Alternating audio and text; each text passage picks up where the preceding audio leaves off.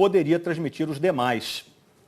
No dia 18 de junho, a Presidência da República editou a medida provisória 984, passando ao mandante dos jogos os direitos de transmissão. O Flamengo se baseou nessa MP para transmitir a sua partida ontem no Maracanã. E a Globo entende que a medida provisória não poderia alterar um contrato celebrado antes de sua edição e protegido pela Constituição. Como a Federação de Futebol do Rio de Janeiro e os demais clubes não foram capazes de garantir a exclusividade prevista no contrato, não restou à Globo outra alternativa além da rescisão e o encerramento das transmissões dos jogos do Carioca, incluindo os 3 jogos de hoje, gente, que encerram a 5ª rodada da Taça Rio, que seriam exibidos no Sport TV e no Premier. A Globo é parceira e incentivadora do futebol brasileiro há muitas décadas, entende a importância do esporte para clubes, jogadores, marcas e torcedores. E exatamente por isso, apesar da decisão de rescindir o contrato imediatamente, a Globo está disposta a fazer os pagamentos restantes dessa temporada em nome de sua parceria histórica com o futebol e da sua boa relação com as equipes. Mas acredita que o futebol só será capaz de vencer as inúmeras dificuldades com planejamento e segurança jurídica para aqueles que investem altas quantias nesse negócio tão importante para o Brasil e também para os brasileiros. Dito isso, vamos ver agora como foram os jogos de ontem. O Botafogo empatou com a Portuguesa. Foi suficiente para se classificar.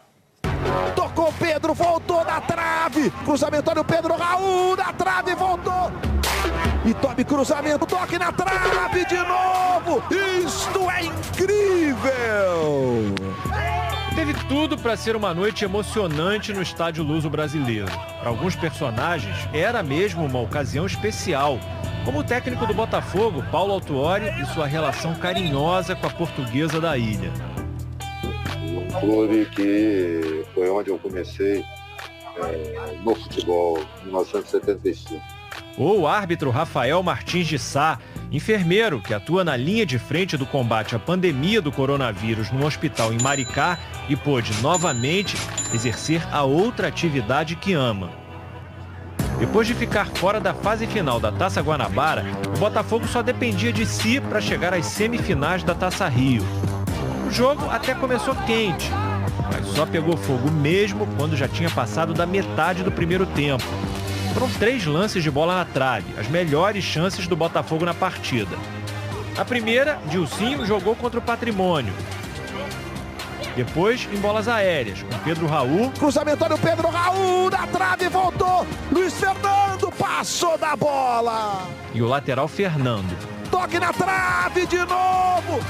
Isto é incrível.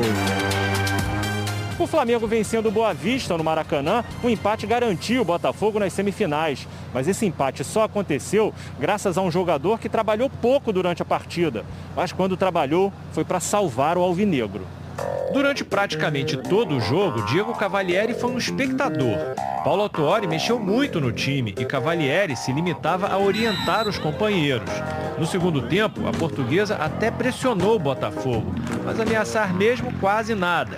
Até o contra-ataque que passou pelos pés de Adriano, Pimenta e terminou na conclusão de Chay. Pro Chay, dominou, girou, bateu, Cavalieri!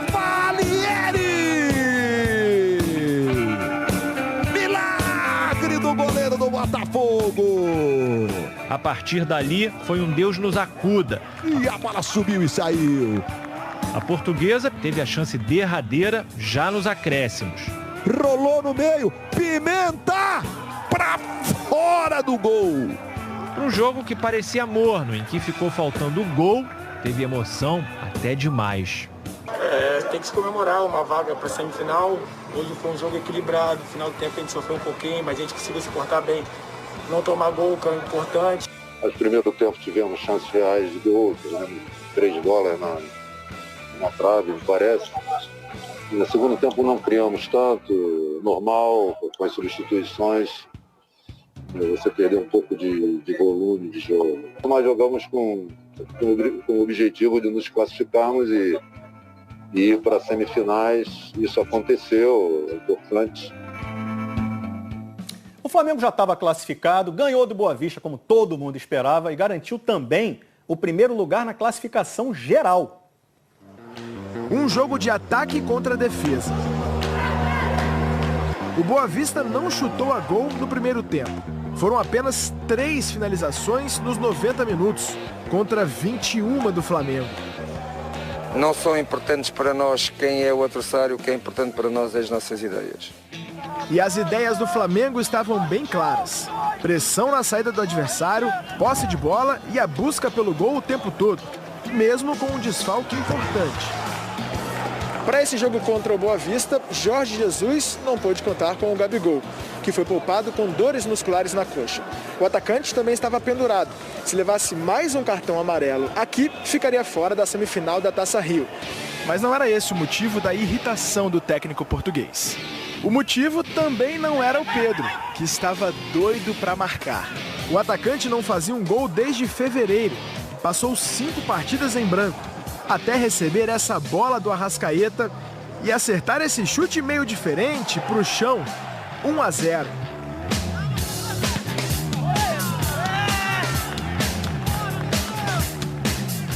Pedro foi substituído no segundo tempo. Jesus usou as 5 mudanças que o novo regulamento prevê. Entraram Michael, Vitinho, Pedro Rocha, Diego e Thiago Maia. Mas foi com o Michael que Jesus acabou perdendo a paciência, porque ele teve pelo menos 3 chances claras. Uma delas, esse lindo voleio, e não aproveitou nenhuma. Podíamos ter sido hoje daqui com mais golos. Não faltaram oportunidades, também com Arão, Everton Ribeiro, Léo Pereira. Chegou uma altura que todos queriam fazer gol, que acabaram por não fazer. Quem fez foi o Gerson. Uma pintura para um Maracanã vazio. Apesar das muitas chances, o jogo terminou apenas 2-0. O Flamengo garantiu a melhor campanha do estadual. Já estava garantido na semifinal da Taça Rio. E agora, se vencer também o segundo turno, será o campeão carioca sem precisar jogar as finais. Mas Jorge Jesus quer mais. Faltam-nos 2 jogos para praticamente, se Deus quiser, praticamente vamos ganhar tudo o que há no Brasil, faltando só a Copa que não a ganhamos. O Flamengo é uma nação, a gente sabe, mas essa Copa que o Jorge Jesus falou aí é a Copa do Brasil, tá? Que ele chegou a jogar no ano passado e não conseguiu vencer, né? A fase de grupos da Taça Rio termina hoje, tem Fluminense e Macaé, Fluminense praticamente classificado, e tem Vasco e Madureira, o Vasco numa situação mais difícil. O técnico Ramon Menezes deve repetir a escalação que venceu bem o Macaé. E essa escalação tem o atacante Cano, autor dos 3 gols na vitória. 3 vezes! Cano! O Vasco do artilheiro argentino não depende só de si para chegar às semifinais da Taça Rio. Além de vencer, o Madureira precisa de uma derrota do Volta Redonda para o Resende. Se esse jogo empatar, a classificação vai ser definida no saldo de gols. A situação do Fluminense é bem mais confortável. O time só fica fora da semifinal com a combinação de 3 resultados. Derrota para o Macaé, vitória do Volta Redonda sobre o Resende e goleada do Madureira em cima do Vasco. E o Madureira ainda tem que tirar uma diferença de 9 gols de saldo, ou seja, é praticamente impossível. O problema foi a última impressão e por isso vem mudanças por aí. Na derrota para o Volta Redonda por 3-0, Nenê, recuperado da Covid-19, volta ao time. Evanilson perdeu boas chances no último domingo. Sai para a entrada de Wellington Silva no ataque. A gente sabe que tem muita